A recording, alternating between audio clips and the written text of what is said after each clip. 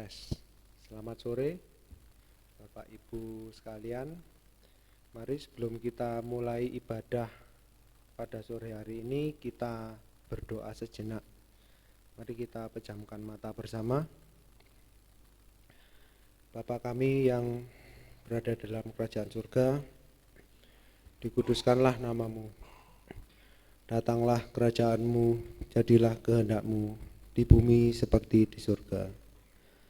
Berikanlah kami pada hari ini makanan kami yang secukupnya, dan ampunilah kami akan kesalahan kami, seperti kami juga mengampuni yang bersalah pada kami. Janganlah membawa kami ke dalam pencobaan, tetapi lepaskanlah kami daripada yang jahat, karena Engkau lah yang punya kerajaan dan kuasa dan kemuliaan sampai selama-lamanya. Amin. Shalom saudara-saudara sekalian. Mari kita awali pujian PA pada sore hari ini dengan menyanyikan sebuah lagu dari Pesalo nomor 188.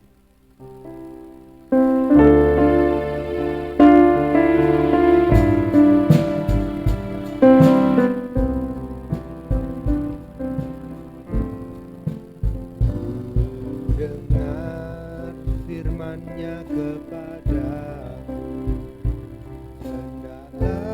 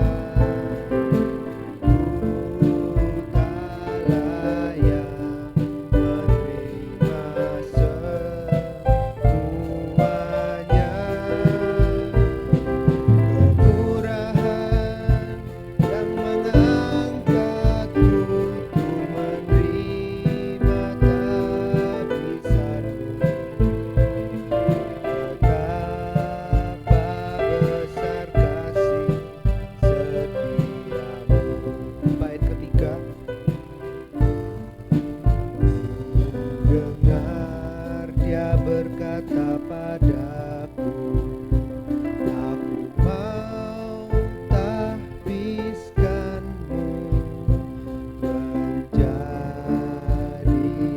hamba kesucian.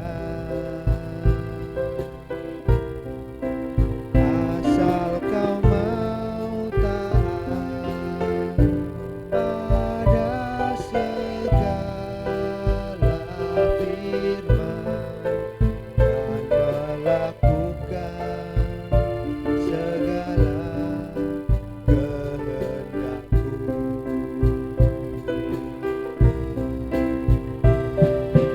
Siapakah diriku ini yang begitu diperhatikan? Ku tak layak menerima semuanya. Kemurahan yang mengangkatku, ku menerima tahbisanmu. Betapa besar kasih setiamu. Refren. Siapakah diriku ini yang begitu diperhatikan? Ku tak layak menerima semuanya. Kemurahan yang mengangkatku, ku menerima tahbisanmu. Betapa besar kasih setiamu. Kemurahan yang mengangkatku, kemurahan yang mengangkatku, ku menerima tahbisanmu. Betapa besar kasih setiamu.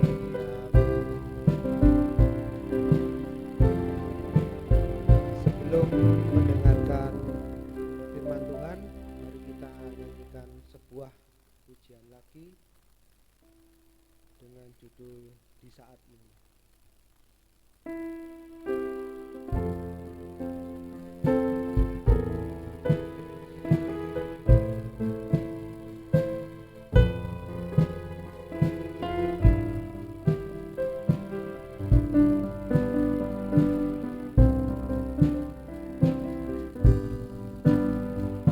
Di saat ini ku melakukan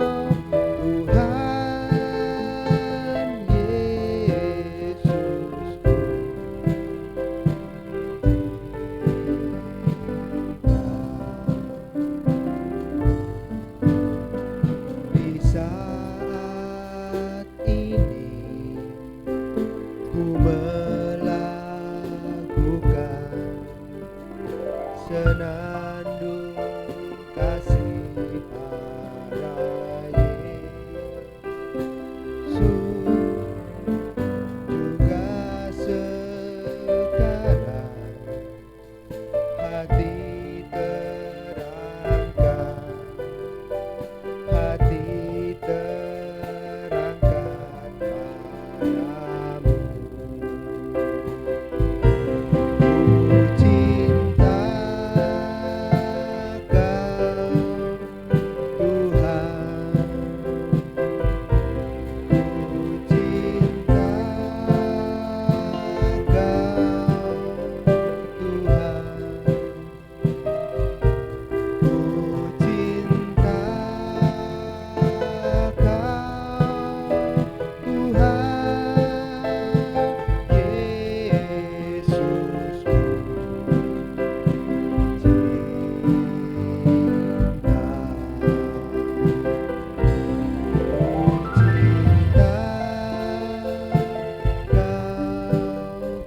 Tuhan, ku cinta Kau Tuhan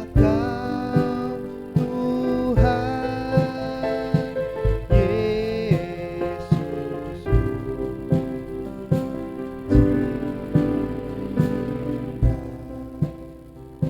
Selanjutnya saya serahkan kepada Pak Ari untuk menyampaikan firman Tuhan.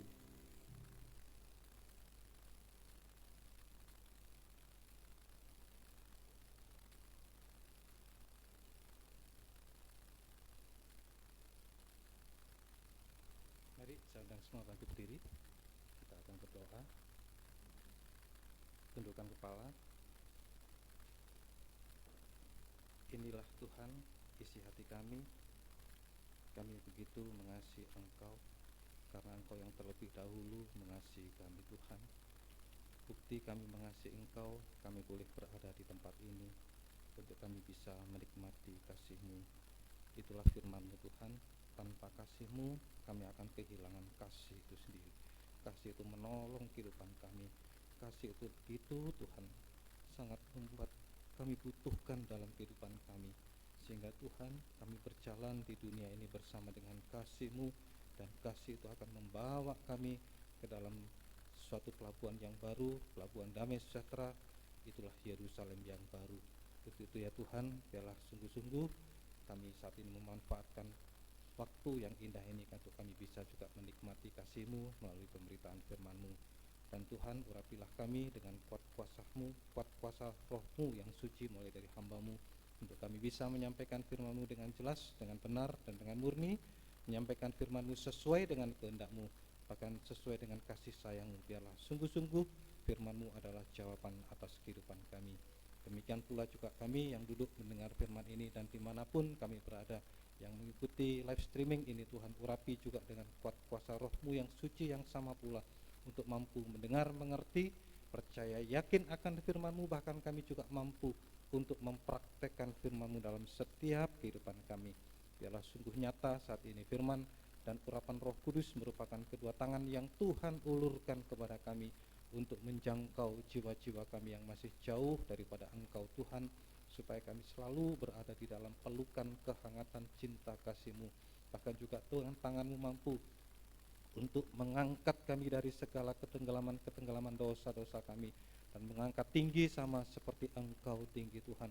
Bahkan juga tangan-Mu saat ini mampu untuk menjamah setiap kehidupan kami, untuk membenarkan, menyucikan, bahkan sampai sewaktu-waktu kami dapat disempurnakan sama seperti Engkau sempurna. Kehidupan yang layak untuk menyambut kedatangan-Mu yang tidak lama lagi di awan-awan yang permai.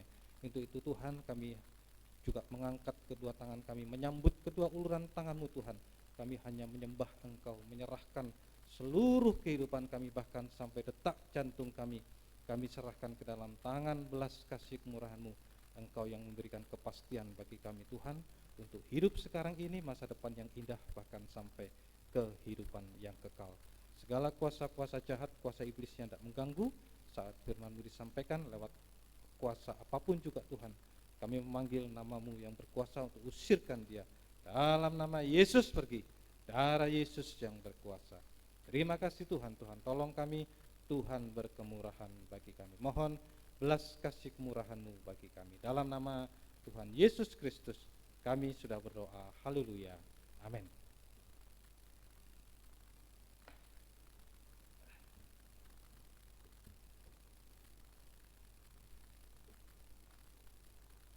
Selamat sore, salam sejahtera dalam kasih sayangnya Tuhan kita Yesus Kristus. Selamat kita mendengarkan firman Tuhan.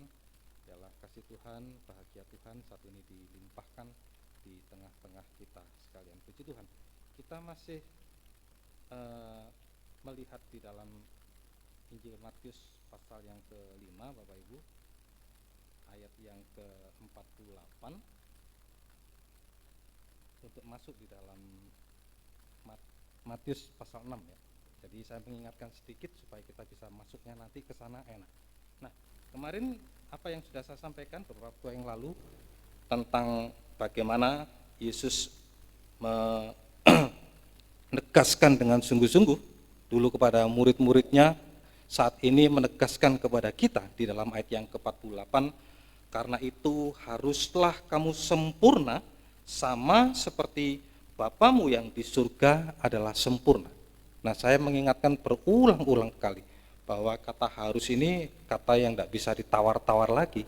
Jadi nanti saja lah, tidak bisa lah, tidak bisa. Jadi sekali lagi Bapak Ibu Saudaraku yang dikasihi oleh Tuhan, kata harus ini adalah kata yang tidak bisa ditawar-tawar lagi. Memang ini adalah satu keharusan bagi anak-anak Tuhan, pelayan Tuhan, bahkan sampai hamba-hamba Tuhan, harus sama sempurna, sama seperti Bapamu sempurna. Nah, beberapa waktu yang lalu firman Tuhan sudah menjelaskan kepada kita, tentunya tidak semudah itu kita bisa menjadi sempurna, makanya harus melalui proses, dan ini dibutuhkan satu usaha yang sungguh-sungguh buat kita ini. Supaya apa? Supaya kita bisa sempurna apa yang dikehendaki oleh Tuhan. Hendaklah kamu sempurna sama seperti Bapamu sempurna. Jadi proses untuk menjadi sempurna di dalam apa? Di dalam ayat-ayat yang sebelumnya ini berbicara tentang kasih. Jadi sempurna di dalam kasih, seperti Bapa kita yang sempurna di dalam kasih, yang digambarkan seperti matahari. Matahari ini adalah gambaran kasih yang sempurna. Dia bisa menyinari bagi siapa saja, baik itu orang yang baik, bagi orang yang jahat juga, semua mendapat kesempatan yang sama, sinar matahari. Nah, inilah gambaran kasih yang sempurna, seperti gambaran matahari yang memberikan sinar sama dengan memberikan satu kehidupan bagi baik itu orang yang baik, juga kepada orang yang jahat. Ya, itulah kasih yang sempurna. Nah, kita sudah kemarin melihat proses untuk menjadi satu kesempurnaan, dilihat ditinjau dari tabernakel, bahwa tabernakel itu ya pola surga yang harus dibuat di bumi. Sebab ya kalau kita kepingin masuk surga ya harus melalui prosesnya pola tabernakel itu sendiri. Jadi tabernakel itu adalah surga yang harus dibuat di bumi. Dulu tabernakel sudah hancur, tapi sekarang adalah pengajarannya tabernakel ini. Nah, bagaimana untuk bisa menjadi sama sempurna seperti Bapa kita? Nah, saya ingatkan sedikit Bapak Ibu, beberapa waktu yang lalu kita sudah sama-sama melihat di dalam Alkitab surat Yakobus pasal 3 ayat yang kedua. Kalau orang tidak bersalah dalam perkataan, itulah orang yang sempurna. Jadi untuk menjadi sama sempurna seperti Bapa, dimulai dari tidak ada yang salah dalam perkataan kita. Barang siapa tidak bersalah dalam perkataan, dia adalah orang yang sempurna. Kemudian ditinjau dari tabernakel Bapak Ibu. Tidak bersalah dalam perkataan ini kalau ditinjau dari tabernakel, di situ disebutkan ada pintu gerbang. Pintu gerbang itu adalah iman Bapak Ibu. Iman dari mana? Dari mendengar firman Kristus. Jadi tidak bersalah dalam perkataan menunjuk kepada iman adalah perkataan iman, Bapak Ibu. Tidak pernah salah kalau perkataan iman ini. Perkataan iman itu bagaimana? Mengaku Yesus satu-satunya sebagai juru selamat yang bisa menyelamatkan manusia berdosa. Itu perkataan iman. Dimulai dari pintu gerbang. Iman, mulai dari perkataan iman. Ini tidak pernah salah, Bapak Ibu. Mengaku satu-satunya Yesus sebagai juru selamat. Dan mengaku dosa, Bapak Ibu, dengan jujur, sejujur-jujurnya. Tidak ditutup-tutupi, tidak dipertahankan, tapi diakui dosa itu. Nah, jadi kalau kita mengaku dosa, tidak salah perkataan kita, Tuhan saya sudah berbuat salah ini Tuhan. Harus kita akui, mengaku di hadapan Tuhan dan mengaku di hadapan sesama. Mengaku di hadapan Tuhan vertikal, mengaku salah di hadapan sesama horizontal. Jadi sama seperti salib, Bapak ya. Mengaku dosa kepada Tuhan tidak ada risiko, tetapi mengaku dosa, mengaku salah kepada sesama ada risikonya.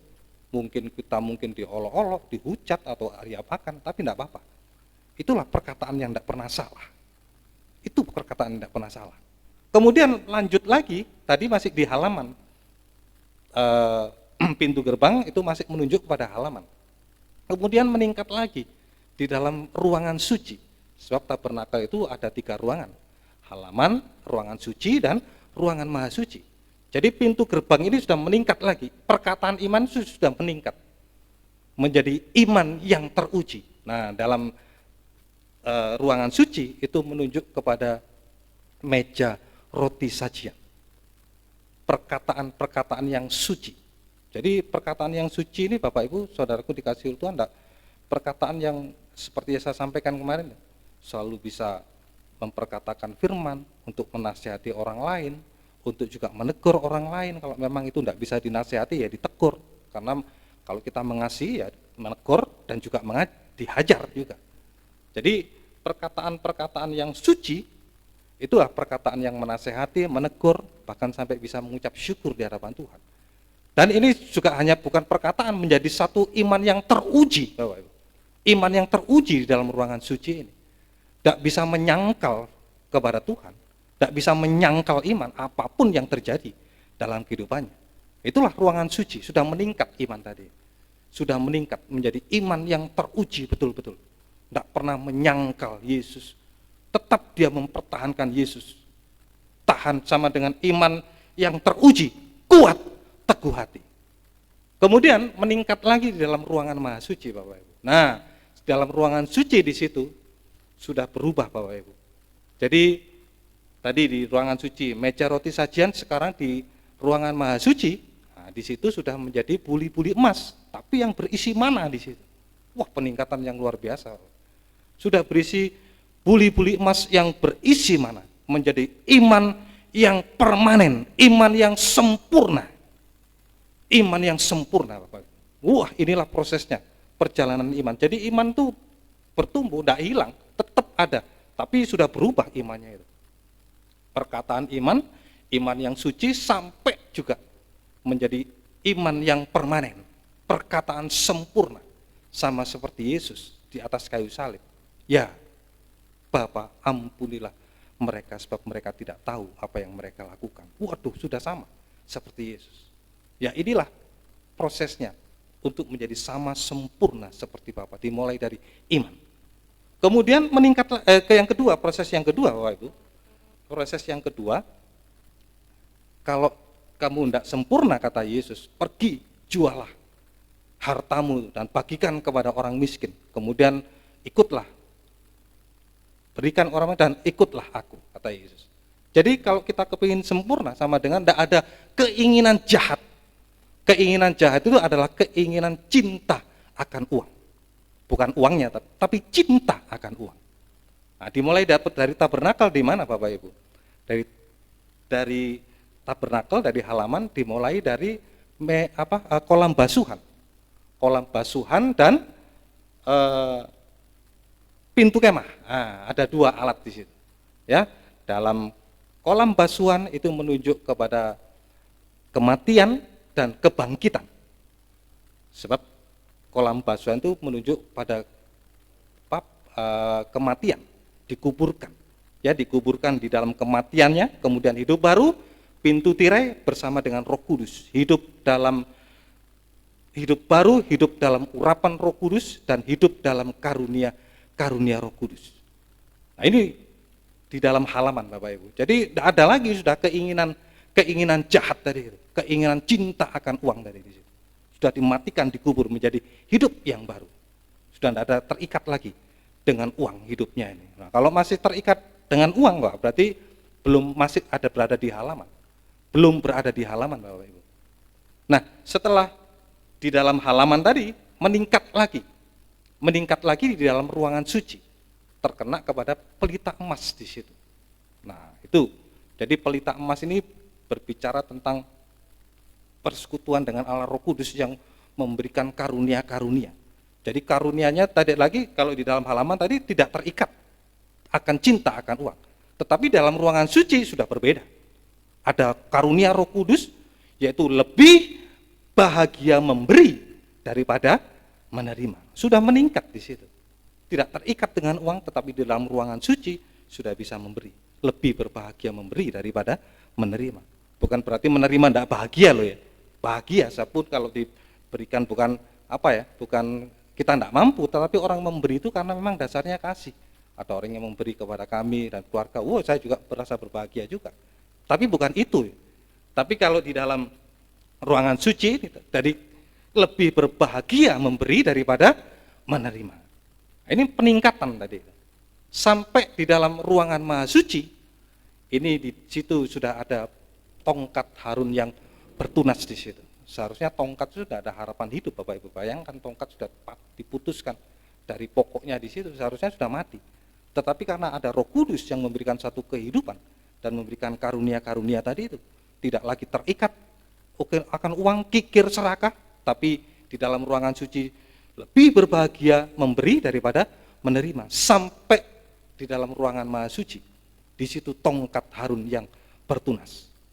Itu di situ pengharapan atau kesucian yang permanen. Kesucian yang permanen di situ. Seperti Yesus memberikan nyawa bagi banyak semua orang di situ. Lebih berbahagia memberi daripada menerima. Sampai kesucian permanen. Tongkat Harun yang bertunas. Kemudian berbicara tentang yang ketiga. Tadi iman, tadi juga ada tidak bersalah dalam perkataan, juga yang ketiga sekarang ini Bapak Ibu, itu tentang kasih Bapak Ibu. Tentang kasih. Jadi kasih ini bagaimana kasih itu? Kasih itu seperti yang tadi kita nyanyikan di dalam pesalu tadi. Kasih itu adalah orang yang taat dengar-dengaran akan firman Tuhan. Bukan firman yang dia dengar, dia bisa praktekkan.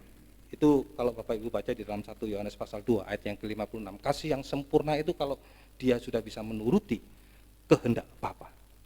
Dimulai dari mana ini? Kasih ini. Dimulai dari halaman Bapak Ibu. Halaman di dalam tabernakel itu berbicara tentang korban bakaran di sini, mezbah korban bakaran. Dimulai dari mana kasih itu? Dari mengasihi diri kita sendiri ini. Bagaimana mezbah korban bakaran itu? Ya bertobat. Kalau kita mengasihi diri kita sendiri ya bertobat. Apa dulu yang enak bagi daging, apa dulu yang yang menyenangkan bagi daging, sekarang sudah bertobat Bapak Ibu. Mulai dari dosa sampai puncaknya dosa, merokok, minum, mabuk, narkoba dan lain sebagainya. Berhenti di situ. Nah, itu mengasihi diri sendiri. Sebab kasih itu dia dimulai dari diri kita sendiri. Kalau di dalam tabernakel, mezbah korban bakaran, mengasihi diri sendiri dari mezbah korban bakaran lewat bertobat. Nah, itu mengasihi diri sendiri.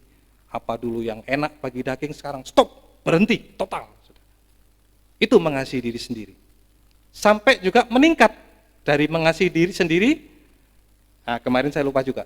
Mengasihi diri sendiri itu juga mengasihi di dalam rumah tangga, mengasihi suami, istri, anak-anak. Sebab kemarin sudah sama-sama kita dengar bahwa suami, istri itu adalah satu daging di situ. Nah, itu tadi bisa mengasihi istri, bisa mengasihi suami. Jangan sampai berbuat kasar, apalagi memukul. Nah, seringkali kita tidak sadar. Ya gitu, karena emosi, karena apa, suami tempeleng istri, waduh pukul istri. Istri juga tidak sadar juga memukul dirinya sendiri. Kalau memukul istri sama dengan diri sendiri kan, tubuhnya sendiri dipukul itu. Itu tidak mengasihi diri sendiri. Istri juga tidak sadar seringkali juga mukuli dirinya sendiri. Lewat bagaimana? Ya lewat tidak tunduk sama suami. Tidak pernah tunduk sama suami. Suaminya ngomong dia lawan. Dia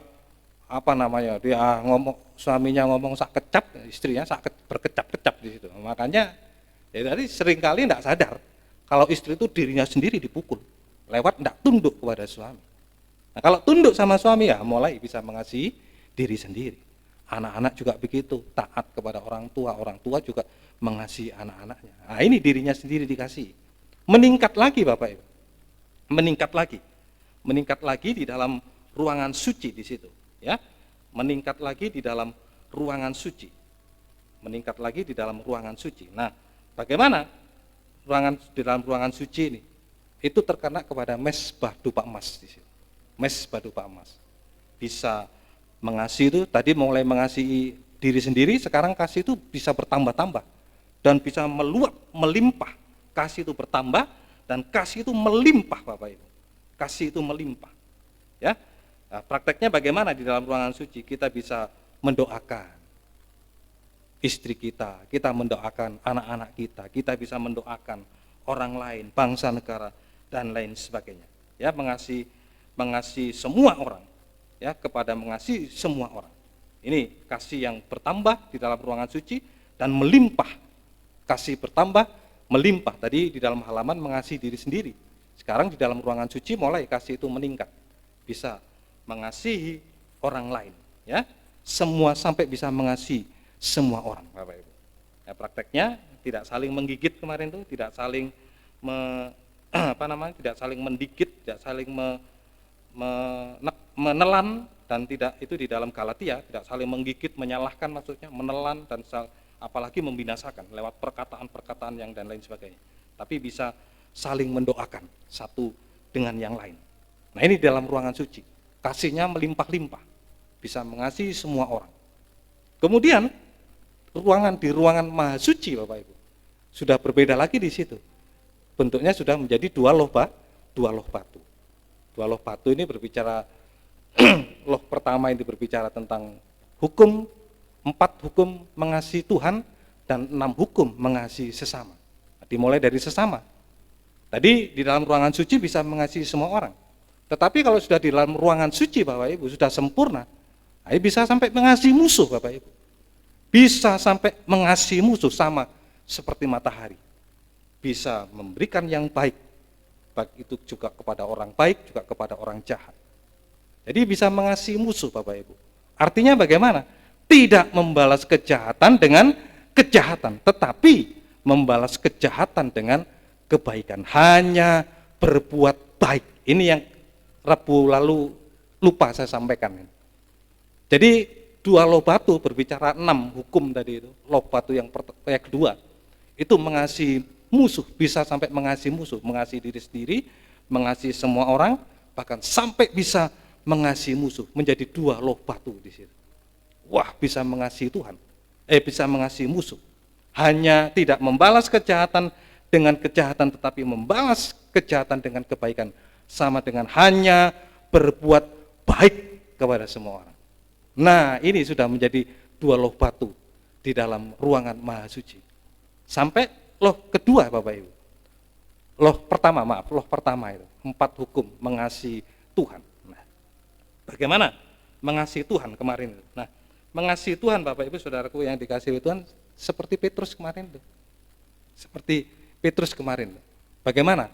Petrus pertama dia menyangkal Tuhan, tidak mengasihi Tuhan. Kalau kasih yang kasih di dalam halaman Bapak Ibu, kalau sudah kehilangan kasih itu sama dengan kasihnya pura-pura, sama seperti Petrus tadi itu. Ditanya sama Tuhan, Petrus, apakah engkau mengasihi aku? Wah, sampai 3 kali ditanya begitu. Tetapi Petrus ternyata memang tidak punya kasih. Nah, tapi kalau sudah bisa mengasihi Tuhan, loh batu yang pertama ini, prakteknya gembalakanlah domba-dombaku. Jadi prakteknya kita bisa mengasihi Tuhan lewat kita beribadah melayani Tuhan. Bapak Ibu, bagaimana kita koreksi di dalam setiap ibadah kita tekun tidak beribadah, baik di dalam ibadah raya, baik itu di dalam pendalaman Alkitab, baik itu di dalam ibadah doa pagi. Itu prakteknya kita bisa mengasihi Tuhan tadi. Seperti Tuhan bertanya kepada Petrus, apakah engkau mengasihi aku? Sampai 3 kali Petrus, ternyata memang dia tidak punya kasih. Tuhan Yesus mengatakan, gembalakanlah domba-dombaku. Nah, itu prakteknya kita bisa mengasihi Tuhan. Dan yang kedua Bapak Ibu, yang kedua, prakteknya kita bisa mengasihi Tuhan, nah, sama seperti Petrus. Yang kemarin saya lupa juga tidak membacakan ini, pada waktu Petrus tua, masih muda, dia dibawa kepada semua orang, dibawa kemana tempat yang dia sukai. Tapi pada waktu saat tuanya, dia dibawa ke tempat yang tidak dia sukai. Artinya apa ini? Taat, dengar-dengaran. Itu kasih yang sempurna.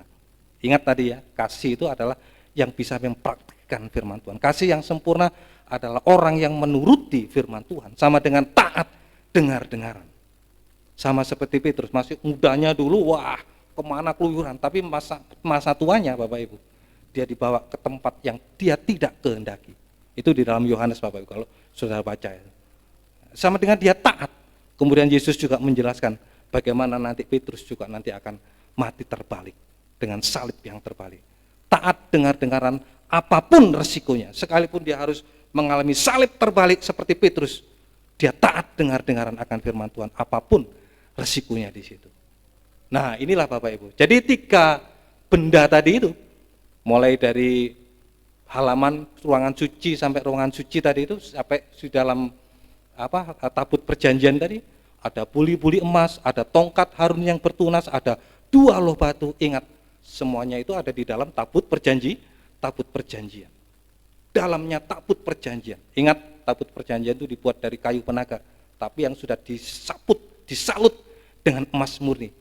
Tidak ada lagi kelihatan tekstur kayunya yang hitam dosanya itu, karena semua sudah tersalut dengan emas, baik luar juga dalam disalut. Tidak ada kelihatan sedikit pun tekstur kayunya yang hitam, gambaran daripada dosa itu sendiri. Dan kalau sudah disalut dengan emas, kayu penaga ini Bapak Ibu adalah kayu yang tidak bisa dilukai sedikit saja, getahnya keluar di situ. Gambaran daripada manusia yang tidak bisa digores dengan apapun juga, yang tidak bisa disentuh dengan apapun juga. Digores sedikit saja, waduh sudah mulai ngamuk, marah, kalap dan lain sebagainya. Tapi kalau sudah disalut dengan emas, sekalipun digores, sekalipun ditabrak, sekalipun apa saja di situ, tidak akan keluar getahnya Bapak Ibu. Ini gambaran manusia yang sempurna di hadapan Tuhan. Ingat, ada tadi itu bulu-bulu emas, tongkat Harun yang bertunas, 2 loh batu ada di dalam tabut perjanjian. Ini adalah gambaran mempelai wanita Tuhan yang sempurna, gereja Tuhan yang sempurna, mempelai wanita Tuhan yang sempurna. Wah, luar biasa Bapak Ibu. Makanya kita dibentuk dalam firman pengajaran saat ini, kita dibentuk lewat kabar mempelai dan terang dalam tabernakel. Itu membentuk kita menjadi gereja Tuhan yang sempurna, mempelai wanita Tuhan yang sempurna, yang siap menyambut kedatangan Tuhan yang tidak lama lagi di awan-awan yang permai. Ini di dalam Matius pasal 5. Ya, kita dibentuk menjadi gereja Tuhan yang sempurna, sama dengan menjadi mempelai wanita Tuhan yang sempurna, yang siap menyambut kedatangan Tuhan yang kedua kali di awan-awan yang permai. Nah, tapi sekarang masuk di dalam ayat yang ke-6 Bapak Ibu. Masuk di dalam ayat yang ke-6. Kita akan melihat Bapak Ibu, Injil Matius pasal yang ke-6. Ini error lagi ini.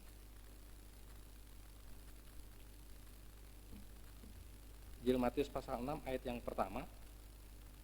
Kita akan lihat hal memberi sedekah.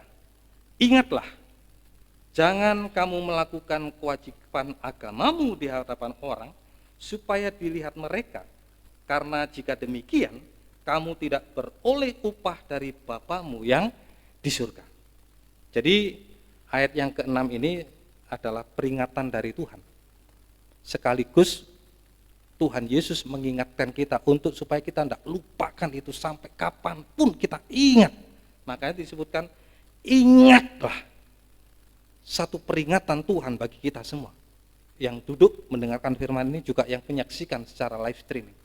Ini bentuk peringatan Tuhan supaya itu tadi, peringatan Tuhan itu kita ingat sampai garis akhir hidup kita. Jangan sampai kita lupakan sedetik pun, jangan. Harus kita ingat dengan sungguh-sungguh. Apa yang diingatkan oleh Tuhan? Peringatan dari Tuhan ini adalah untuk tidak dilupakan ya, tentang melakukan kewajiban agama. Ya, tentang melakukan kewajiban agamamu supaya dilihat orang, Bapak Ibu. Supaya dilihat orang. Nah, maksudnya dilihat orang ini bukan kita sembunyi-sembunyi dari orang lain, tidak. Tetapi yang maksudnya, yang dimaksudkan oleh Tuhan, jangan pamer gitu. Supaya kita melakukan kewajiban agama kita itu supaya tidak dilihat oleh orang, artinya jangan kita pamer, Bapak Ibu. Jangan kita pamer-pamerkan itu, diperlihatkan kepada orang lain. Wah, kalau mau berangkat ke gereja, waduh, saya mau ke gereja ya, wah Pak, saya mau pergi, wah begitu.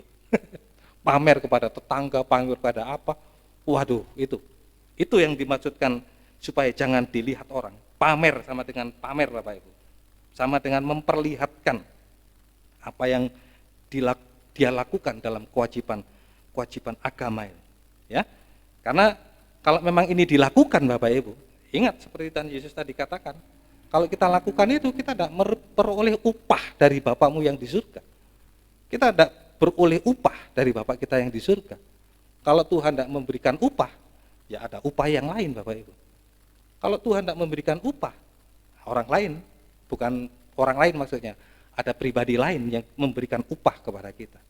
Sebab di dalam yang kita kenal, dalam kerohanian kita, ada Allah Bapa, satunya lagi ya setan, Bapak iblis. Bapakmu itu adalah iblis. Bapak yang lain akan memberikan upah. Kalau Tuhan tidak memberikan upah, Bapak yang lain juga akan bisa memberikan upah kepada kita. Itu kalau kita lakukan dengan sungguh-sungguh, ya.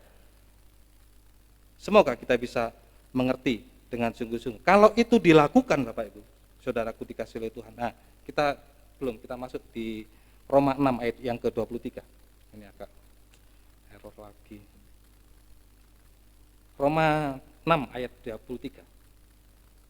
Sebab upah dosa ialah maut, tetapi karunia Allah ialah hidup yang kekal dalam Kristus Yesus Tuhan kita. Jadi Bapak Ibu ingat sekali lagi, kalau kita melakukan kewajiban agama kita, kalau kita itu tadi, kalau kita hanya pamer kepada supaya dilihat oleh orang lain, maksudnya pamer tadi itu, ya kita tidak memperoleh upah dari Bapa kita di surga, tetapi Bapa yang lain memberikan upah. Apa upahnya itu? Ya inilah tadi, sebab upah dosa ialah maut. Bapa iblis itu yang akan memberikan upah bagi kita. Upah apa itu? Upah maut. Itulah dosa. Nah, jadi kalau Bapak Ibu mengerti dalam hal ini, kalau kita apa yang tadi diingatkan oleh Tuhan Yesus, ingat sungguh-sungguh Bapak Ibu, kalau kita melakukan kewajiban agama kita itu, harus kita lakukan dengan sungguh-sungguh tanpa tendensi, tanpa apapun juga dalam kehidupan kita. Supaya tadi jangan sampai kita pamer, mempertontonkan, memperlihatkan kepada orang lain kalau kita melakukan kewajiban kita, ibadah kita, supaya dilihat oleh orang lain. Nah ini ya, tanpa kita sadari sebenarnya Bapak Ibu, saudaraku dikasih oleh Tuhan, tanpa kita sadari kalau kita melakukan hal itu, ingat tadi itu, kebalikannya dari Matius 5 ayat yang ke-48 tadi itu. Kalau kita dibentuk, kita dibangun menjadi gereja Tuhan yang sempurna. Gereja Tuhan yang sempurna mempelai pria, mempelai wanita surga, mempelai wanita yang sempurna. Nah kalau kita tadi melakukan kewajiban agama supaya kita bisa dilihat oleh orang lain, tanpa kita sadari sebenarnya kita dibangun menjadi gereja Tuhan yang palsu. Tadi gereja Tuhan yang sempurna, tapi saat ini kita dibangun menjadi gereja Tuhan yang palsu. Bayangkan, melakukan kewajiban agama loh ya. Ini berbicara tentang anak Tuhan, berbicara tentang hamba Tuhan, atau berbicara tentang pelayan Tuhan. Nah, makanya tadi disebutkan, saya katakan gereja Tuhan yang palsu tadi. Gereja Tuhan yang palsu, sama dengan mempelai wanitanya setan di situ. Tanpa kita sadari, kita sudah dibangun di situ. Nah, makanya ini jadi satu perhatian bagi kita. Tuhan mewanti-wanti, ingat, satu peringatan bagi kita saat ini. Ingat, jangan melakukan kewajiban agamamu hanya untuk dipertontonkan kepada orang lain, hanya untuk dipamerkan. Sebenarnya tanpa kita sadari, kita sudah dibangun menjadi gereja Tuhan yang palsu, menjadi mempelai wanitanya setan. Wah, ngeri Bapak Ibu. Nah, sekarang kita akan lihat Bapak Ibu, bagaimana prosesnya. Tadi di dalam pembangunan gereja Tuhan yang sempurna ada proses. melalui tabernakel tadi ya, kita sudah sama-sama yang tadi saya sampaikan tadi. Nah sekarang prosesnya untuk dibangun menjadi tubuh Babel atau gereja Tuhan yang palsu, gereja wanitanya setan, atau disebut pembangunan tubuh Babel. Pembangunan tubuh Babel ini adalah gereja Tuhan yang palsu, Bapak Ibu. Anak Tuhan dia mengatakan orang Kristen. Dia mengatakan juga imam-imam, pelayan-pelayan katanya. Dia juga mengatakan hamba Tuhan katanya di situ. Tetapi ya itu tadi, melakukan kewajiban agama supaya bisa dilihat orang-orang, dipertontonkan kepada orang lain. Ini tanpa dia sadari sebenarnya dia sudah dibangun, dibentuk menjadi tubuh Babel, gereja Tuhan yang palsu, mempelai wanitanya setan. Nah sekarang kita akan melihat tentang proses pembangunan tubuh Babel ini, sama dengan gereja palsu, sama dengan mempelai wanitanya setan. Kita akan lihat di dalam Kejadian pasal yang ke-11. Kejadian pasal yang ke-11 ayat yang ke-1 sampai yang ke-4. Kejadian 11 ayat 1 sampai yang ke-4. Kalau Bapak Ibu di situ baca perikopnya tentang menara Babel. Itu di dalam dulu waktu manusia pertama kali diciptakan di situ, setelah diusir mereka beranak pinak ke bumi, satu bahasa, semuanya satu bahasa. Tapi pada waktu itu anak-anak manusia dikatakan membangun menara Babel. Ya. Kejadian 11 ayat yang 1. Adapun seluruh bumi satu bahasanya dan satu logatnya. Jadi tidak ada bahasa-bahasa lain. Seperti ada bahasa Indonesia, bahasa apa di Indonesia saja ada berapa bahasa di situ ya, suku-suku. Waduh, banyak sampai ribuan saya lihat. Saya baca tuh, waduh, ribuan bahasa. Tapi dulu satu bahasanya, satu logatnya dulu. Adapun seluruh bumi satu bahasanya, maka berangkatlah mereka ke seluruh timur dan menjumpai tanah datar di tanah Siner, Bapak Ibu. Kemudian lalu menetaplah mereka di sana. Ayat 3. Mereka berkata seorang kepada yang lain, marilah kita membuat batu bata dan membakarnya baik-baik.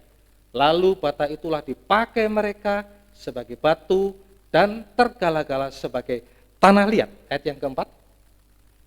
Juga kata mereka, marilah kita dirikan bagi kita sebuah kota dengan sebuah menara puncaknya sampai ke langit. Dan marilah kita cari nama supaya kita jangan terserak ke seluruh bumi. Ayat yang kelima. Lalu turunlah Tuhan untuk melihat kota dan menara yang dirikan oleh anak-anak manusia. Jadi Bapak Ibu, saudaraku yang dikasihi oleh Tuhan, proses pembangunan tubuh Babel atau gereja Tuhan palsu atau gereja wanita setan, ini dimulai dari pembangunan menara Babel, Bapak Ibu. Pembangunan menara Babel. Ya, menara Babel ini bahan tadi yang dipakai itu apa? Bahan dipakai untuk membangun menara Babel tadi dipakai adalah batu bata, Bapak Ibu.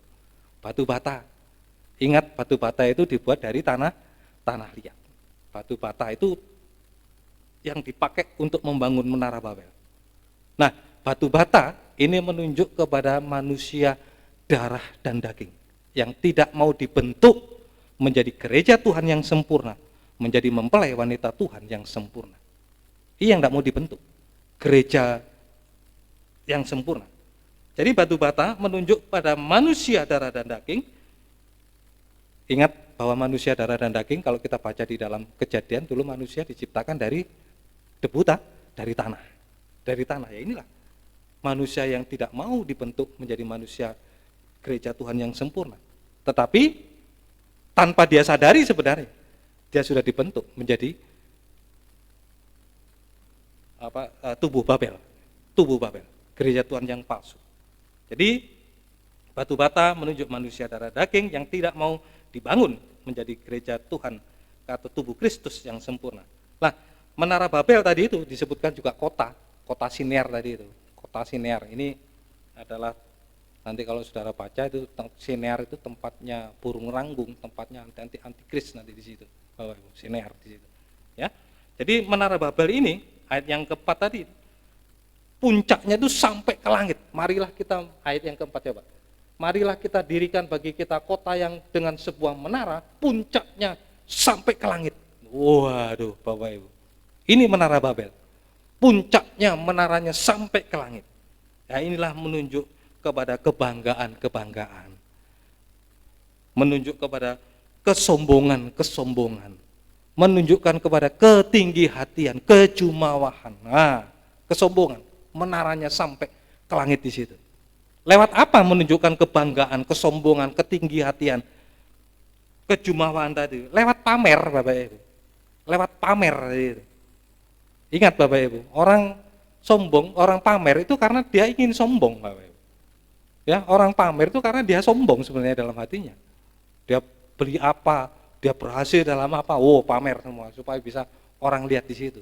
Ya, tujuannya apa orang pamer? Ya itu tadi, kembali lagi membangun menara sampai ke langit tadi.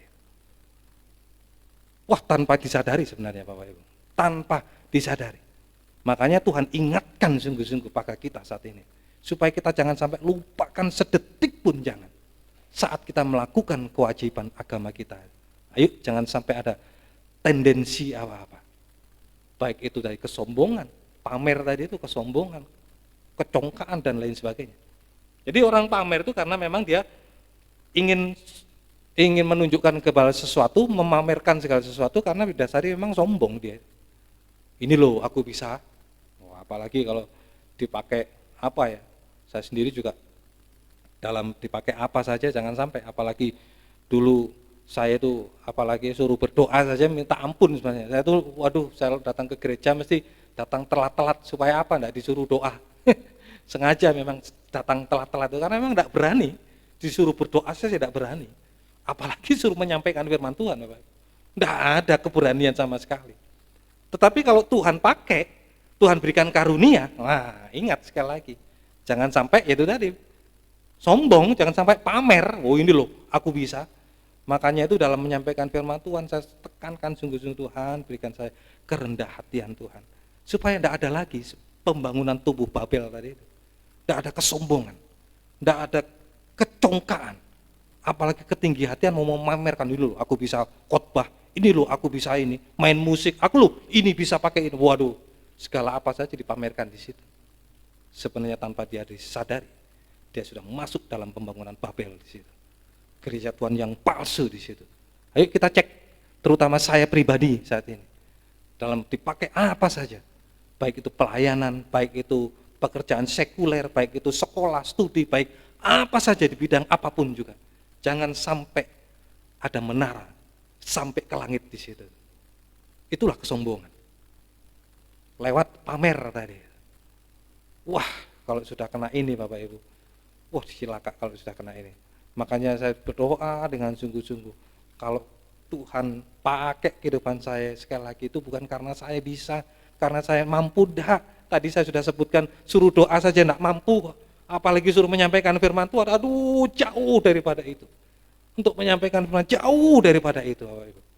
Butuh Roh Kudus sungguh-sungguh untuk bisa melakukan segala sesuatu. Supaya kita tidak pamer diri kita sendiri, tetapi kita bisa mempermuliakan nama Tuhan dalam bidang apa saja. Keberhasilan kita dalam bidang usaha, pekerjaan, bidang apa saja di situ. Ayo, sekalipun kita mungkin punya rumah yang besar, dia pamerkan pada orang lain, wah ini rumahku, ini luar biasa, aku kerja ini, kerja itu, banting tulang, kalau enggak aku kerja, aku enggak mungkin bisa seperti ini. Ya memang betul, enggak kerja, tapi ingat sekali lagi, orang enggak kerja enggak makan, tapi jangan pamer Bapak Ibu. Itu yang disebut, itu yang dimaksud tadi. Menara, bikin menara Babel, karena ingin mempertontonkan, memamerkan, memperlihatkan kepada orang lain kalau dirinya bisa, kalau dirinya hebat dan lain sebagainya. Semoga Bapak Ibu bisa mengerti dalam hal ini. Nah, inilah Bapak Ibu. Tadi marilah kita mencari nama. Nah, inilah tadi saya katakan tadi, mencari nama. Dia membangun itu cari nama. Waduh, kita juga begitu seringkali kan. Bisa melakukan apa saja, yuk kita cari nama. Sebenarnya Bapak Ibu kalau sudah mencari nama, ingat tadi itu, kamu enggak melalui upah dari Bapak. Upahnya ya mungkin dipuji sama orang lain, oh ya, hari itu hebat ya. Ya sudah sampai itu saja upahnya. Kita juga berhasil, oh hebat ya, ini kak begitu bisa begitu ya. Ya itu upahnya Bapak Ibu. Kita melakukan segala sesuatu untuk pamer, ya upahnya ya dari orang lain. Disebutkan sama, oh hebat hari itu begitu, ya itu upahnya. Tetapi ingat, Bapamu tidak memberi upah, kamu tidak memperoleh upah dari Bapamu tadi di situ. Wah, celaka. Kalau Bapak kita yang di surga tidak memberi upah, ada Bapak yang lain yang memberi upah. Itu upahnya tadi itu, dosa, upahnya maut di situ, kematian. Makanya itu harus kita perhatikan dengan sungguh-sungguh. Nah, sekarang akibatnya bagaimana Bapak Ibu? Ayat yang ke-6 di dalam Kejadian 11, ayat yang ke-6. Kejadian 11 ayat yang ke-6. Dan ia berfirman, mereka ini satu bangsa dengan satu bahasa untuk semuanya. Ini barulah permulaan usaha mereka. Mulai dari sekarang apapun juga yang mereka rencanakan tidak akan dapat terlaksana. Jadi Bapak Ibu, kalau kita melakukan kewajiban agama kita, seperti tadi bikin menara Babel, untuk mencari nama, mencari popularitas, mencari apa saja di situ, hanya untuk dipamerkan kepada orang lain tadi itu, maka akibatnya tadi di situ, kita menjadi orang yang gagal total. Apa yang kita rencanakan, apa yang kita usahakan, gagal total di situ. Jelas tadi disebutkan, apapun juga yang mereka rencanakan tidak ada yang tidak akan dapat terlaksana. Gagal total Bapak Ibu. Ya, kalau sudah gagal total, bagaimana orang gagal? Mungkin kecewa, sedih. Itulah kehidupannya Bapak Ibu. Kehidupan orang yang hanya kehidupannya pamer, mencari nama, kesombongan dan lain sebagainya. Tidak akan berhasil dalam apapun juga. Apapun yang dia rencanakan, apapun yang dia rancangkan dalam kehidupannya. Gagal total. Gagal total. Semoga Bapak Ibu bisa mengerti. Kemudian ayat 7 sampai 8. Ayat yang ke-11. Kejadian 11, sekarang ayat 7. Baiklah kita turun dan mengacau balokan di sana bahasa mereka, sehingga mereka tidak mengerti lagi bahasa masing-masing. Ayat yang ke-8. Demikianlah mereka diserakkan Tuhan dari situ ke seluruh bumi dan mereka berhenti mendirikan kota itu. Tadi akibatnya mereka gagal total Bapak Ibu. Ayo, jangan sampai itu ada di dalam kehidupan kita Bapak Ibu. Kalau enggak, kewajiban agama kita akan gagal total. Tidak akan berhasil. Dan akibatnya yang kedua Bapak Ibu, di dalam ayat yang ke-7 tadi itu, Tuhan mengacau balokan bangsa itu. Wah, kacau balau sudah hidupnya Bapak Ibu. Sudah hidupnya kacau sudah. Makanya seringkali itu tadi kita bisa lihat, cek dalam kehidupan kita. Bagaimana kehidupan kita? Kacau balau enggak? Mulai dari rumah tangga kita kacau balau enggak? Dalam pelayanan kita kacau balau enggak? Ya dilihat dari situ Bapak Ibu. Kalau dalam kehidupannya apapun juga kacau balau, itu berarti kita seringkali tanpa kita sadari sebenarnya kita sudah dibangun dalam tubuh Babel, gereja Tuhan yang palsu di situ, mempelai wanitanya setan di situ. Waduh, ngeri Bapak Ibu. Hidup kita kacau balau di situ, kacau balau. Yang lebih cilaka lagi, saya ingat juga di dalam Bilangan 11 kalau nggak salah di situ, menjadi di dalam Bilangan 11 itu menjadi bangsa bajingan Bapak Ibu. Kalau di dalam terjemahan lama di situ disebutkan bangsa kacauan Bapak Ibu. Bangsa kacauan. Mereka ikut dalam perjalanan keluar dari Mesir ke tanah Kanaan di situ. Tapi di tengah perjalanan mereka ingin balik.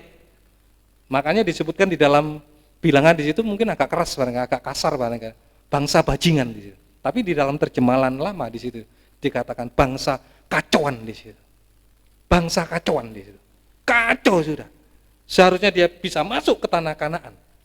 Tetapi karena dikacau balaukan oleh Tuhan, dia ingin kembali lagi ke Mesir. Menjadi manusia Mesir yang jadi budak di situ. Jadi budaknya Fir'aun, jadi budaknya setan di situ. Makanya ini Bapak Ibu, Tuhan peringatkan sungguh-sungguh supaya kita ingat dengan sungguh-sungguh. Jangan sampai kita lakukan. Maka akibatnya tadi itu, hidup kita kacau balau, dalam rumah tangga kacau balau, dalam usaha kacau semua, dalam pelayanan kacau semua sudah. Tidak ada sesuatu yang enak, tentram di situ, tidak ada. Damai sejahtera tidak ada di situ. Yang ada hanya kekacauan sudah di situ. Kacau sungguh-sungguh. Semoga kita bisa mengerti. Kemudian tadi itu, Tadi satu bahasa, mereka kalau ngomong ngerti. Tapi setelah dikacaukan oleh Tuhan, bahasanya sudah berbeda-beda. Nah, sudah, tidak ada saling pengertian sudah. Tidak ada saling mengerti satu dengan yang lain. Tidak ada saling mengerti dengan satu yang lain tadi. Ya itu tadi kalau ada satu lain dengan satu dengan yang lain, waduh cilaka sudah di situ. Ya, tidak ada yang saling sama seperti batu sudah di situ. Batu itu keras, tidak mau ngerti orang lain. Tidak mau mengerti orang lain itu sudah batu tadi di situ. Orang lain ngomong gini, wah enggak, namanya tidak mengerti. Ngomong apa itu? Wah begitu. Tidak mengerti satu dengan yang lain, batu sudah itu hatinya. Tidak mau mengerti orang lain. Dan tadi itu juga diserakkan. Maka Tuhan menyerakkan mereka ke seluruh bumi tadi itu. Wah sudah, tidak ada persekutuan lagi di situ. Terserak, terpecah dari situ. Terserak-serak. Tidak ada lagi persekutuan yang indah di situ. Terserak semua di situ. Mulai dari semuanya sudah terserak. Dari rumah tangga semua sudah terserak semua. Rumah tangganya terserak, pelayanannya juga terserak semua di situ. Sebenarnya tanpa kita sadari sebenarnya. Kita sudah masuk dalam pembangunan tubuh Babel. Nah ini akibatnya Bapak Ibu. Semoga kita bisa mengerti dengan sungguh-sungguh. Makanya Tuhan peringatkan dengan sungguh-sungguh. Pasal yang ke-6 ayat yang 1 bertolak belakang dari pasal yang ke-5 tadi. Kita dibangun menjadi tubuh Kristus yang sempurna. Tapi satunya lagi, ayat yang pasal yang ke-6, kita dibangun menjadi tubuh Babel. Gereja palsu, mempelai wanitanya setan di sini. Kemudian ayat yang ketiga, Bapak Ibu, yang C tadi akibatnya yang A, itu apa yang kita rencanakan tadi gagal, B tadi itu kacau balau, tidak saling mengerti, dan terserak. Yang C sekarang ini, akibat dari pembangunan Menara Babel tadi itu, Yesaya 14 ayat 13 sampai yang ke-15. Yesaya 14 ayat 13 sampai yang ke-15. Yesaya pasal 14 ayat 13 sampai 15. Engkau yang tadinya berkata dalam hatimu, aku hendak naik ke langit, aku hendak mendirikan tahtaku, mengatasi bintang-bintang Allah, dan aku hendak duduk di atas bukit pertemuan jauh dari sebelah utara. Ayat 14. Aku hendak naik mengatasi ketinggian Menara Babel tadi, sampai ke langit tadi. Aku hendak naik mengatasi ketinggian awan-awan, hendak menyamai yang maha tinggi. Ayat 15. Sebaliknya ke dalam dunia orang mati, engkau diturunkan ke tempat yang paling dalam, ke liang kubur, Bapak Ibu. Tentunya Bapak Ibu tahu siapa. Itulah Lucifer, Bapak Ibu. Dulu dipakai dalam pemimpin biduan di surga. Tapi karena ada Menara Babel di situ, ada kecongkakan, ada ketinggi-hatian tadi itu, maka dia diturunkan menjadi setan di situ. Cikal bakalnya setan Lucifer. Ngeri Bapak Ibu. Jadi inilah akibatnya Bapak Ibu, kejatuhan yang dahsyat ini. Ini sebenarnya adalah kejatuhan yang dahsyat sungguh-sungguh Bapak Ibu. Bayangkan kalau jadi gereja Tuhan, anak Tuhan, pelayan Tuhan, hamba Tuhan seperti saya ini, kalau melakukan kewajiban agama kita hanya untuk dilihat orang tadi, hanya untuk pamer tadi. Sebenarnya ini adalah kejatuhan yang paling dahsyat. Kejatuhan yang paling dahsyat. Wah, terima kasih Tuhan. Untuk saya pribadi, saya dikoreksi sungguh-sungguh oleh firman Tuhan. Apa yang kita lakukan, apa hanya untuk itu? Jauhkan dari itu Tuhan.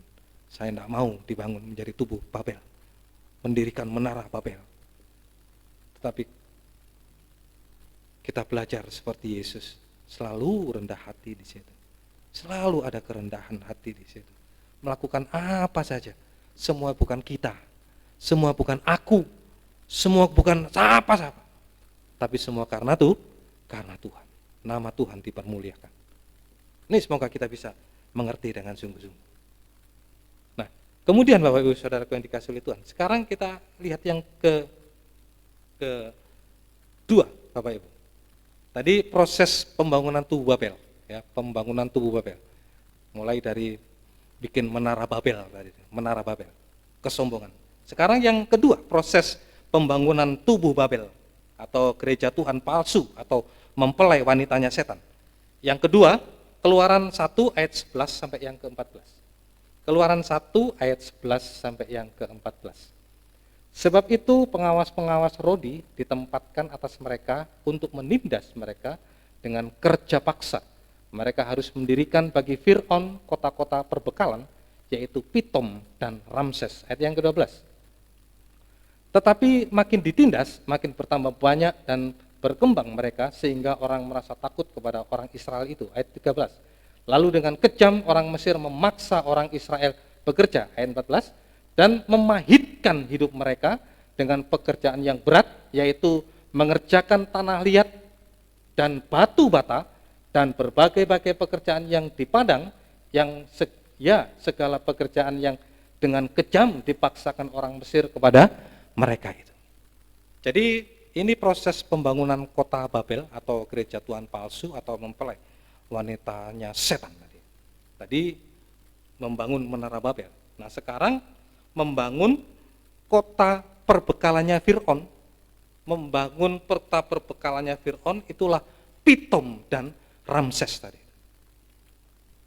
Ini yang dibangun. Ya, ini yang dibangun. Nah, bahannya sama. Tadi untuk membuat menara tadi itu batu bata. Tadi untuk membangun kota Pitom dan Ramses tadi itu sama juga dipakai bahannya. Batu bata juga, tanah liat tadi itu. Ingat tadi ya, batu bata, tanah liat adalah gambaran manusia. Darah daging yang tidak mau dibentuk, yang tidak mau diproses menjadi gereja Tuhan yang sempurna. Ya, tapi dibangun menjadi gereja Tuhan yang palsu. Untuk dibangun menjadi kota perbekalan Pitom dan Ramses tadi itu. Nah, kota perbekalan ini Bapak Ibu, kota perbekalan ini namanya saja bekal, perbekalan. Itu untuk menampung. Dulu di Mesir sana itu menimbun gandum semua, ditimbun semua di situ. Dia bikin gudang-gudang barangkali untuk kota khusus untuk perbekalan itu. Untuk gandum semua ditimbun di sana. Ya, namanya saja kota perbekalan ya, untuk bekalnya nanti begitu. Ya, kota perbekalan. Tetapi Bapak Ibu Saudaraku dikasih itu kota perbekalan untuk perkara-perkara perut, untuk perkara-perkara jasmani ini. Nah, itu.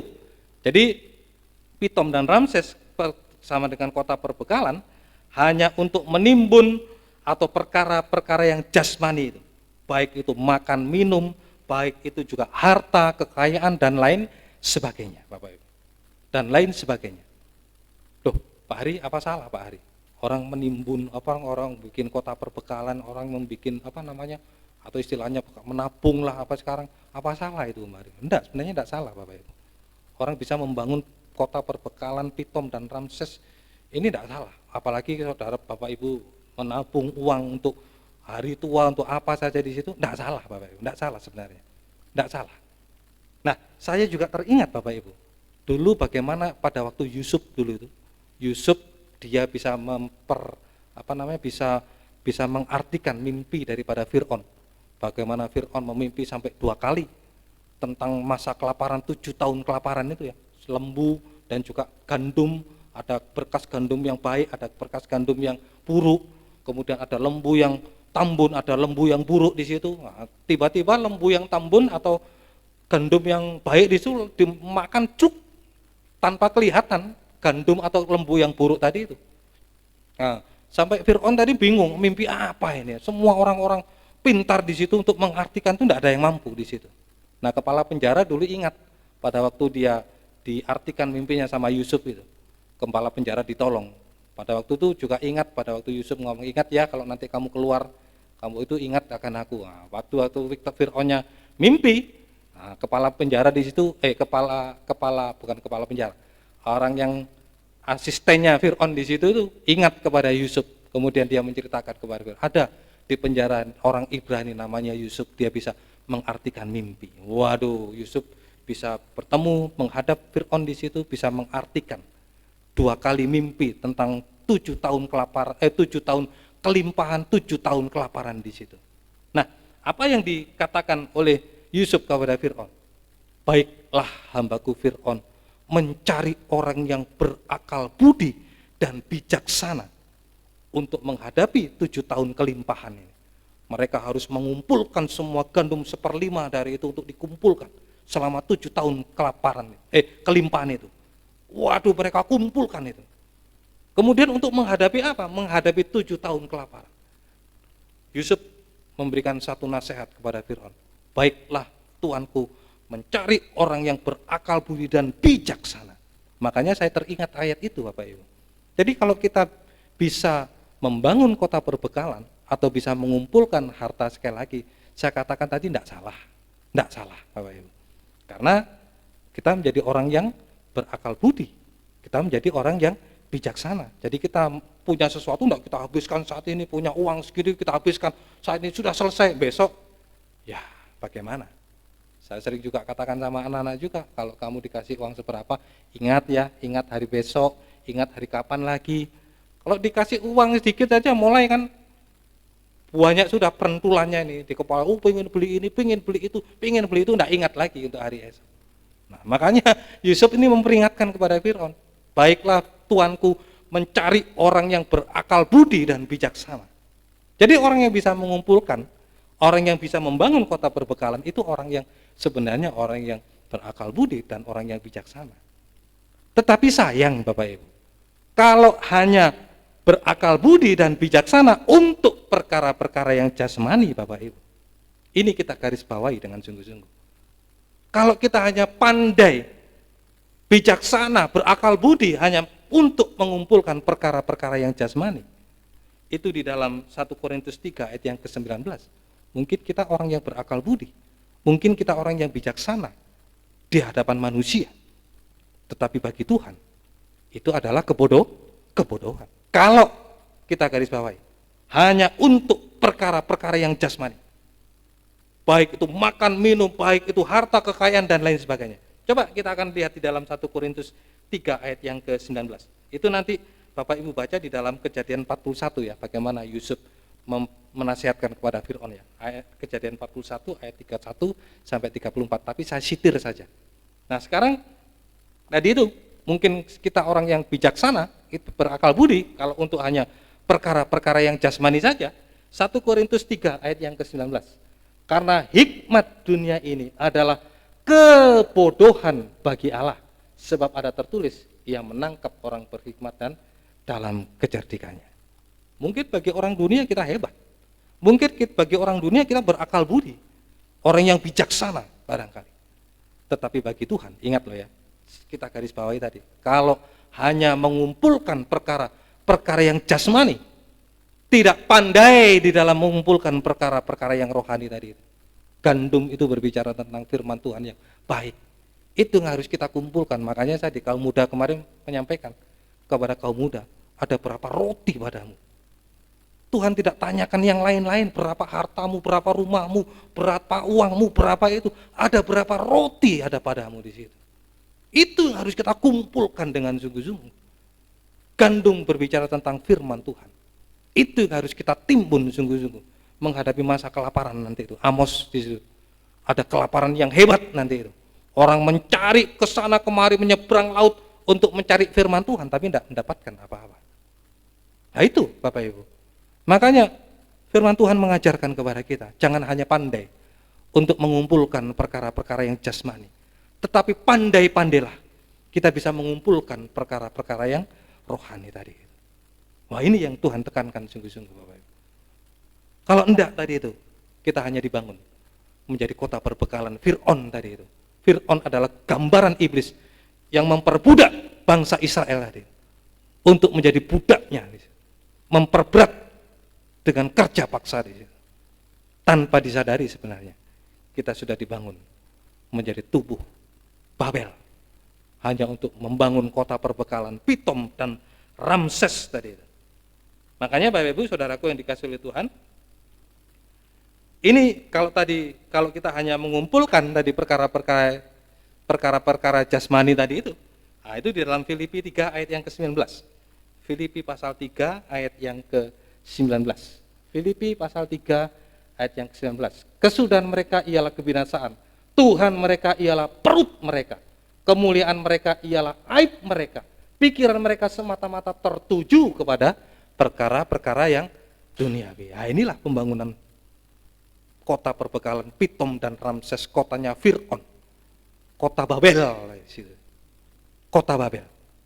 Tuhan mereka adalah perut mereka. Waduh, biar waktunya ibadah, wah, yang penting saya cuan dulu lah, buka toko dulu lah, ibadah nanti dulu lah. Apa firman-firman tidak penting sekarang, apa surat kabar, pengetahuan, apa, waduh macam-macam sudah sekarang ini. Nah itu mungkin berhikmat di orang dunia, orang pengetahuannya penuh, wah baca buku-buku, semua buku dia baca habis, tapi tidak pernah baca firman, tidak pernah baca firman. Ya inilah sebenarnya tanpa dia disadari sudah dibangun menjadi Pitom dan Ramses, kota perbekalan tadi. Semoga Bapak Ibu bisa mengerti dalam hal ini. Ya, nah Tuhan mereka ialah perut mereka. Waduh sudah, ini jadi Tuhannya. Nah istilahnya Bapak Gembala kemarin apa itu?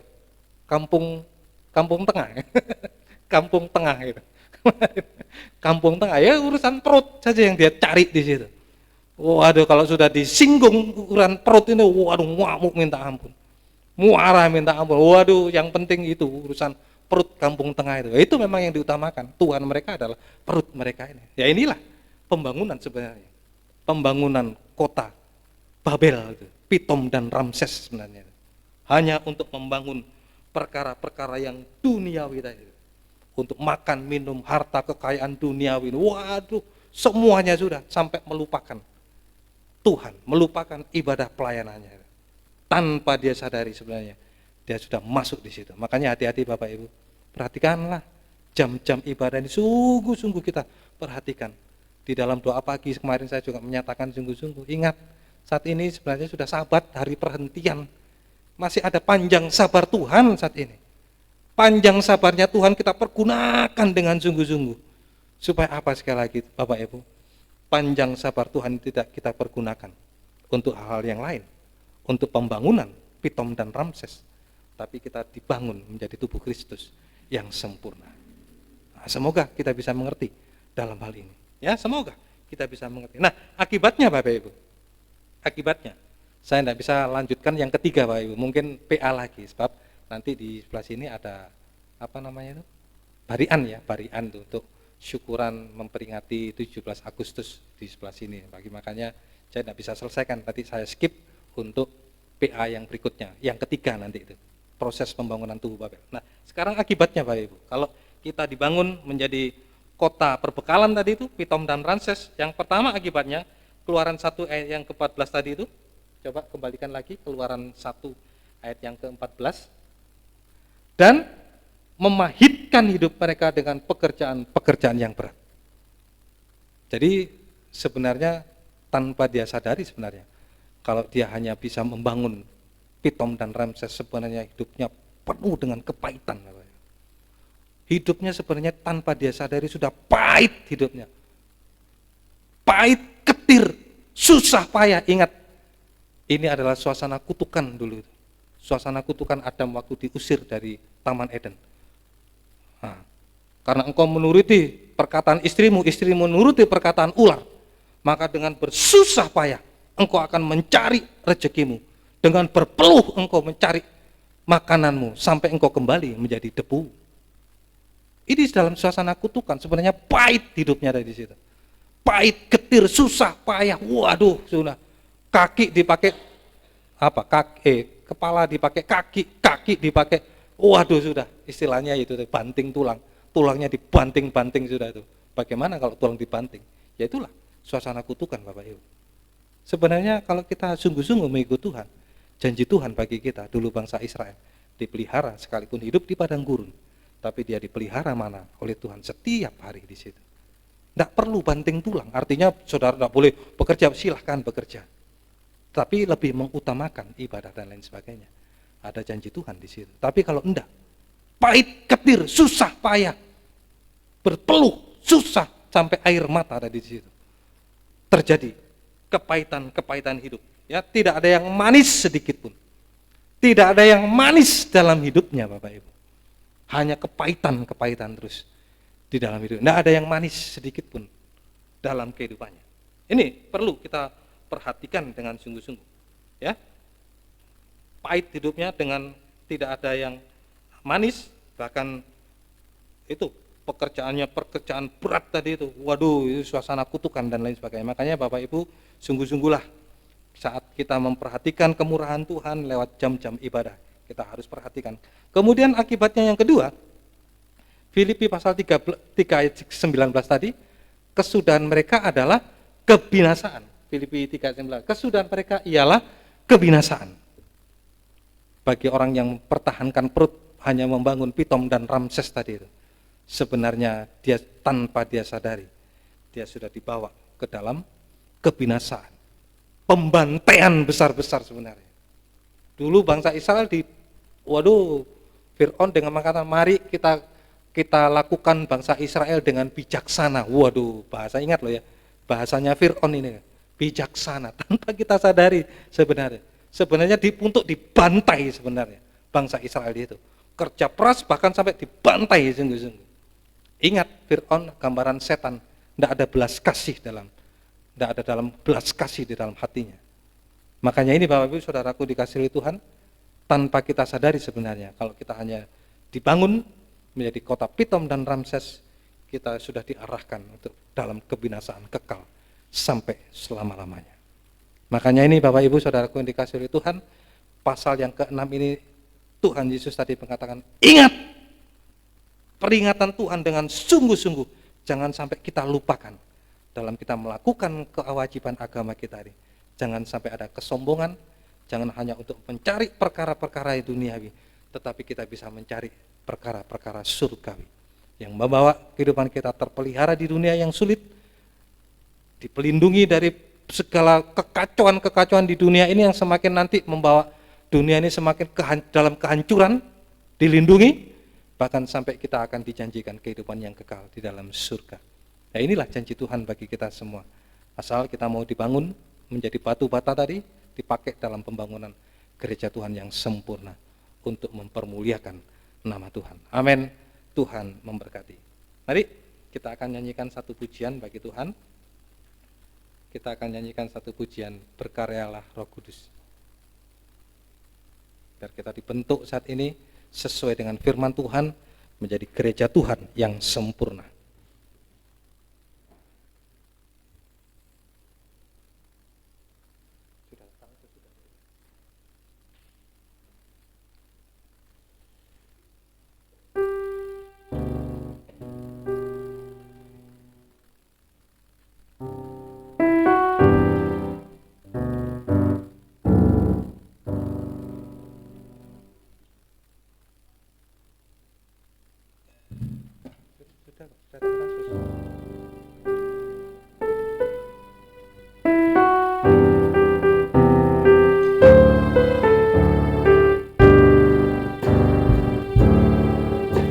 Berkaryalah Roh Kudus di sini. Berkaryalah dengan kuasa-Mu. Mari sedang semua bangkit diri. Jamahlah kami, jamahlah setiap hati, ubahlah kami jadi baru. Dari atas, berkaryalah Roh Kudus, berkaryalah Roh Kudus di sini. Berkaryalah dengan kuasa-Mu. Jamahlah kami, jamahlah setiap hati, ubahlah kami jadi baru. Ubahlah kami Bapa, ubahlah kami Bapa, bentuklah kami Bapa, jadikan kami sesuai dengan firman-Mu. Ubahlah kami Bapa, bentuklah kami Bapa, jadikan kami sama seperti Yesus. Sekali lagi dari atas, berkaryalah, berkaryalah Roh Kudus di sini. Amin Tuhan. Berkaryalah dengan kuasa-Mu. Jamahlah kami, jamahlah setiap hati, ubahlah kami jadi baru. Ref, ubahlah kami Bapa, ubahlah kami Bapa, bentuklah kami Bapa, jadikan kami sesuai dengan firman-Mu. Ubahlah kami Bapa, bentuklah kami Bapa, jadikan kami sama seperti Yesus. Ubahlah kami Bapa, ubahlah kami Bapa, bentuklah kami Bapa, jadikan kami sesuai dengan firman-Mu. Ubahlah kami Bapa, bentuklah kami Bapa, jadikan kami sama seperti Yesus. Dengan setengah suara, ubahlah kami Bapa, ubahlah kami Bapa, bentuklah kami Bapa. Ubah kami Bapa, bentuk kami Yesus dengan firman untuk menjadi gereja Tuhan yang sempurna. Kami Bapa, bentuklah kami Bapa, jadikan kami sama seperti Yesus. Sekali lagi, ubahlah kami Bapa, ubahlah kami Bapa, bentuklah kami Bapa, jadikan kami sesuai dengan firman-Mu. Ubahlah kami Bapa, bentuklah kami Bapa, jadikan kami sama seperti Yesus. Jadikan kami sama seperti Yesus, jadikan kami sama seperti Yesus.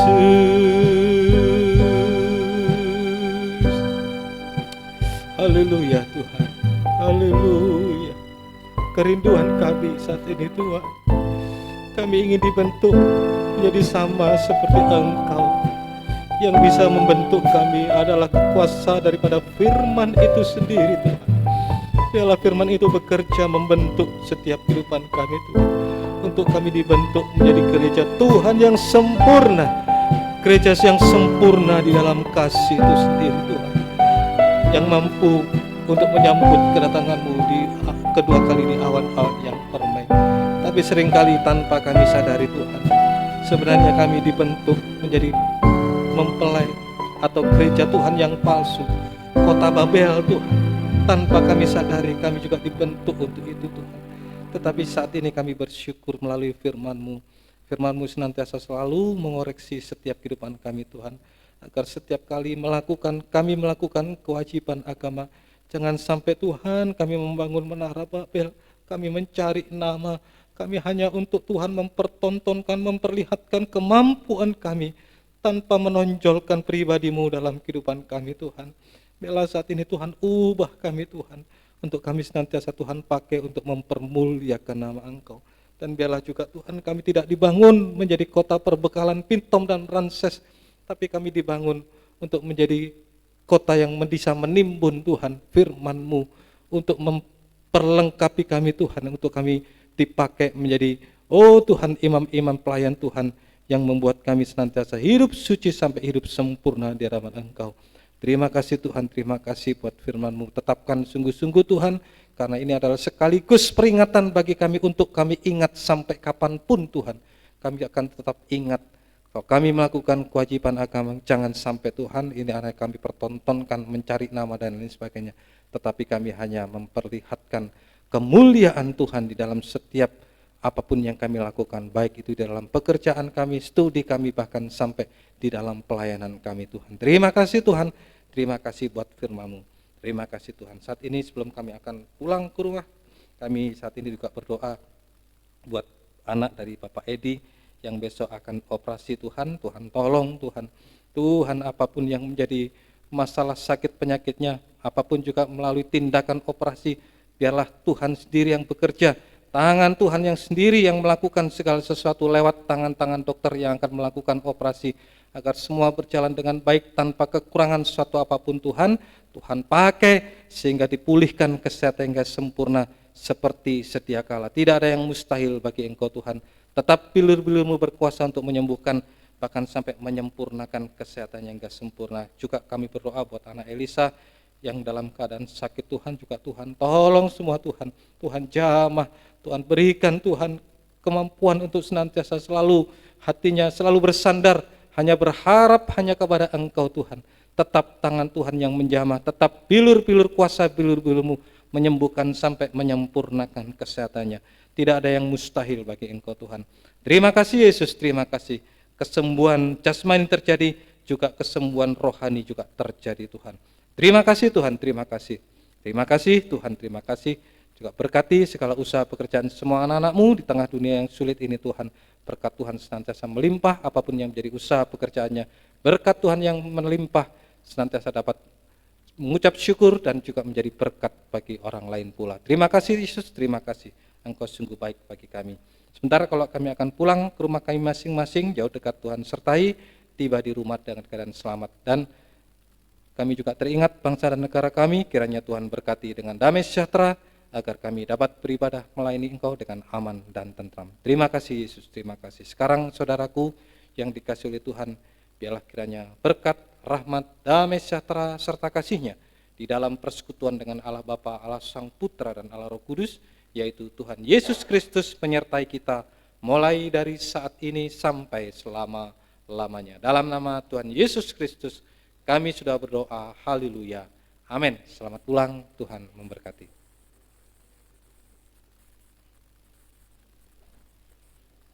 Ya, terima kasih Minu ya.